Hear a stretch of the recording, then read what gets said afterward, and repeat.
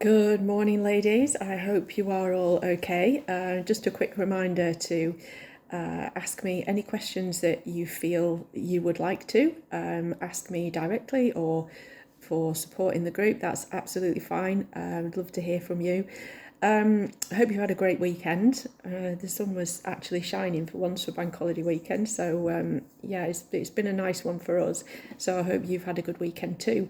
So, this week, what I wanted to do was to focus on fibre and to do a few videos for you that kind of explain what the importance is of fibre in terms of our hormone balance. So I think it's really important that we talk about it because the focus at the minute is very much on protein. Everywhere you look, it's about protein for menopausal women. And I've always thought it was a little bit dangerous just to focus on one thing.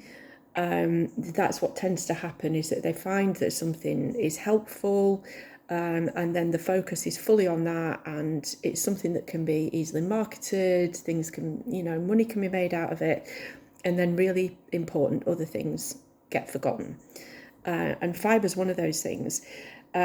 If you focus that much on how much protein you're getting into your diet, it could be if, you could be feeling that you can't actually add in enough fibre at the same time, and all types of fibre as well, which is something we'll talk about kind of in a further video. So it's important that whilst we do have protein in our diet and we get enough protein, that we're also actually getting enough fibre to help us to eliminate excess toxins, and that includes excess toxins that are created by hormones too. So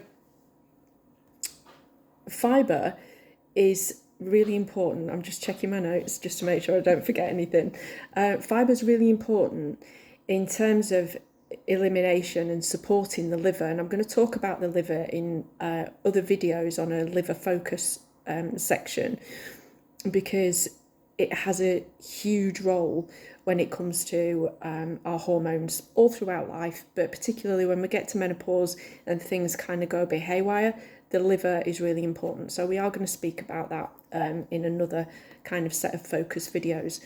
So the liver is basically there to process toxins, things that have been used in our body already, things that come into our body, and it will determine what can be used and what can be got rid of.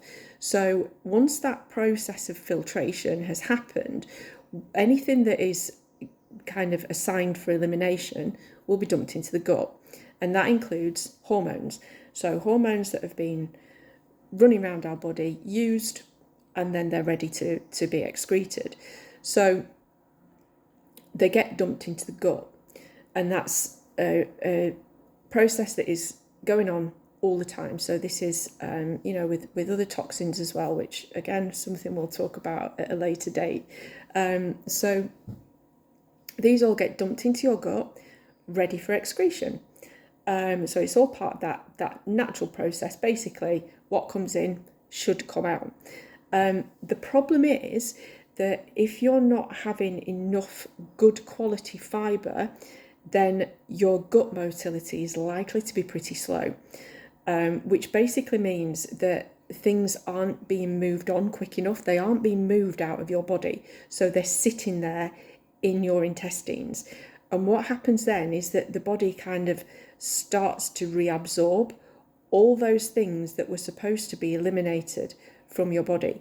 So that then means that we're actually taking back in hormones that we were supposed to be getting rid of because the liver's decided, yep, that's ready for elimination, it needs to go.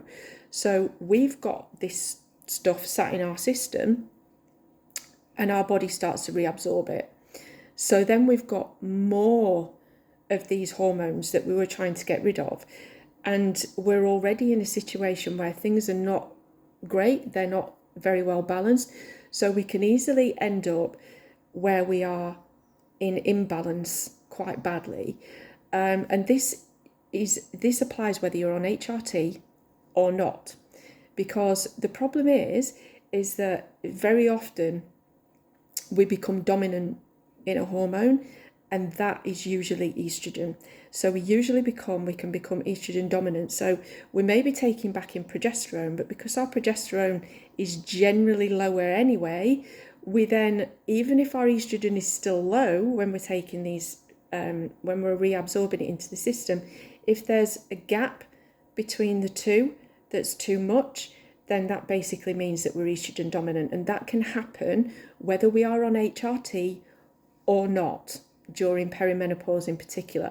So it doesn't matter, because obviously with HRT we're actually putting hormones on our skin or into our system, so and that is designed to balance our hormones, but if we're reabsorbing ones that we should be getting rid of, then we become dominant. And the same goes if we don't take HRT and hormone levels are low, but we're still reabsorbing too much estrogen. So that means that we have to keep the process going as it should be and get rid of any excesses. Okay? Because if we don't, basically what that's going to mean is that it's going to lead to short-term issues, so more symptoms that we could really do without, to be fair, because we've got enough problems. We don't need any more, especially when there's something we can do to help it. And also a long-term hormone imbalance can cause long-term health issues too. So it's really important that we work towards making sure that we're helping as much as we can to keep these things balanced. So if we're getting plenty of good quality fibre in our gut, our gut's moving, things are going through our system regularly as they should, then we're in a good place. It's easy when hormones become disrupted. So when we're low in estrogen, we can actually become a little bit constipated. So that doesn't help the situation. And you would think, yeah, but then we're reabsorbing that estrogen, so that helps. It doesn't, because it's estrogen that was ready for elimination. So it's not particularly that great for us. So we need that out. Okay, so we've got to keep on top of the fibre situation and make sure that we are eliminating everything that needs to be eliminated, so that what's left is what we should have.